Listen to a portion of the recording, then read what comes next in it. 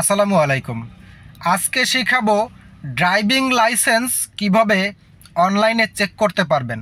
অর্থাৎ আপনি driving licence তৈরি করার জন্য আবেদন করেছেন বিআরটিএতে, অথবা যে কোনো কাজের ক্ষেত্রে আপনার লাইসেন্সটা একটু চেক করার প্রয়োজন যে কোনো কাজের জন্য। আবার অনেক সময় দেখা গেছে মালিক পক্ষ যখন ড্রাইভার নিয়োগ করে ওই সময় দেখা গেছে ড্রাইভার নিয়োগ করার ক্ষেত্রে তার লাইসেন্সটা একটু চেক করার প্রয়োজন হয়, যেমন লাইসেন্স ঠিক আছে কি না, বা বিভিন্ন ধরনের বিভিন্ন কাজের ক্ষেত্রে লাইসেন্স চেক করার প্রয়োজন হয়। তো আজকে মূলত এই কাজটাই শিখাবো, আপনি ড্রাইভিং লাইসেন্স অনলাইনে আছে কি না অথবা আসল কি নকল সেটা আপনি কিভাবে চেক করতে পারবেন। এই প্রক্রিয়াটাই আজকে আপনাকে শেখানোর জন্য এই ভিডিওটা তৈরি করা।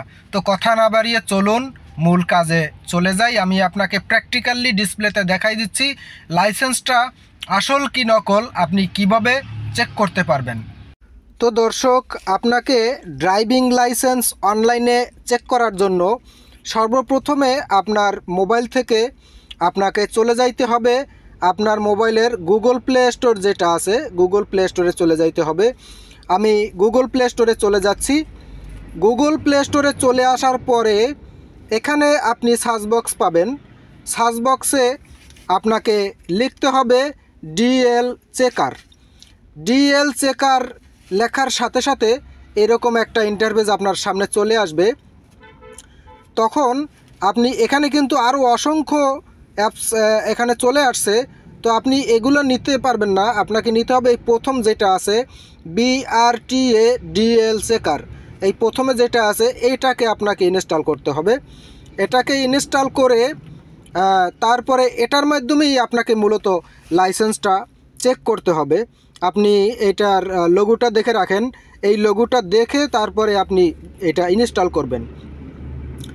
আমি সময় বাঁচানোর ক্ষেত্রে আগে থেকে ইনস্টল করে রেখেছিলাম, তো আগে থেকে ইনস্টল করে রাখা হয়েছে। এখন শুধু আপনাকে দেখাবো, আপনার ক্ষেত্রে এটা ইনস্টল দেখাবে। তো এই যেখানে ওপেন যেখানে আছে এই ওপেনের জায়গায় ইনস্টল দেখাবে, আপনি এখান থেকে শুধু ইনস্টল করে নেবেন। তো আমি ওপেনে ক্লিক করব। তো আপনি এখানে ইনস্টল করার সময় যদি কোনো পারমিশন চায় অবশ্যই পারমিশন দিয়ে দিবেন। পারমিশন দিয়ে এটা ইনস্টল করলে এইরকম একটা ইন্টারফেস আপনার সামনে চলে আসবে। এই যে দেখতে পাইতেছেন এরকম একটা ইন্টারফেস আপনার সামনে চলে আসবে। তারপরে এখানে ড্রাইভিং লাইসেন্স যেটা ওইটা দিতে হবে, অথবা বিআরটি এর কাগজপত্রর সময় কাগজপত্রের মধ্যে দেখবেন যে একটা বিআরটি এর রেফারেল কোড দেওয়া হয়, তো ওই বিআরটি এর রেফারেল কোডটা এখানে দিতে হবে। আর যদি লাইসেন্স চেক করেন তাহলে লাইসেন্স নাম্বারটা এখানে দিতে হবে। তারপরে এখানে বার্থডে দিতে হবে। তারপরে বার্থডে দেওয়ার পরে এখানে সার্চ বক্স যেটা আছে সার্চ বক্সে আপনাকে সার্চ করতে হবে। তো আমি আমার লাইসেন্সটা যেহেতু চেক করব সেজন্য আমি আমার লাইসেন্সের নাম্বারটা এখানে দিয়ে দিচ্ছি।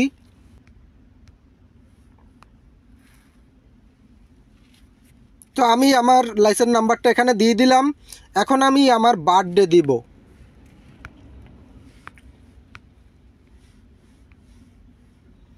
তো আমি আমার বার্থডেটাও দিয়ে দিলাম।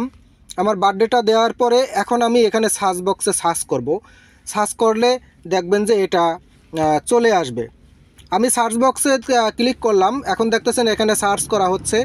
সার্চ করা হয়ে গেলে এখানে কিন্তু আমার সামনে আমার লাইসেন্সটা যদি অনলাইনে থেকে থাকে তাহলে এখানে চলে আসবে। দর্শক, অলরেডি কিন্তু আমার সামনে আমার লাইসেন্সটা চলে আসলো। এই যে দেখতে পাইতেছেন আমার লাইসেন্সটা কিন্তু অলরেডি চলে আসছে। তো আমি আর একটা কিছু বলতে চাই, সেটা হচ্ছে এখানে এই লাইসেন্স আপনি মানে যার লাইসেন্স চেক করবেন তার একদম কমপ্লিট ডিটেলস এখানে আপনি পেয়ে যাবেন। ফুল নাম, ফাদার নাম, তারপরে birthday, blood group, licence number, reference number, তারপরে লাইসেন্সের ধরন, তারপরে অ্যাড্রেস, ইস্যু ডেট, মানে অল কমপ্লিট, অল এভরিথিং সব কিছু কিন্তু আপনি এখানে পেয়ে যাবেন। তারপরে আপনি বিশেষ করে আর একটা কথা না বললেই নয়, সেটা হচ্ছে এখানে তো আপনি ফর্ম পার্ট দেখতেছেন লাইসেন্সের, কিন্তু ফর্ম পার্ট শুধু ফর্ম পার্ট দেখলে তো হবে না, আপনাকে এই লাইসেন্সের ব্যাক পার্টটাও দেখার প্রয়োজন। তো লাইসেন্সের ব্যাক পার্টটা দেখার প্রয়োজন হইলে আপনি এই লাইসেন্সের উপর একটা টাচ করবেন। আমি এই যে টাচ করলাম, টাচ করার সাথে সাথে দেখবেন যে এটা ব্যাকপার্টটা চলে আসবে। আপনি যদি আবার টাচ করেন তাহলে আপনার ফরম পার্টটা চলে আসবে।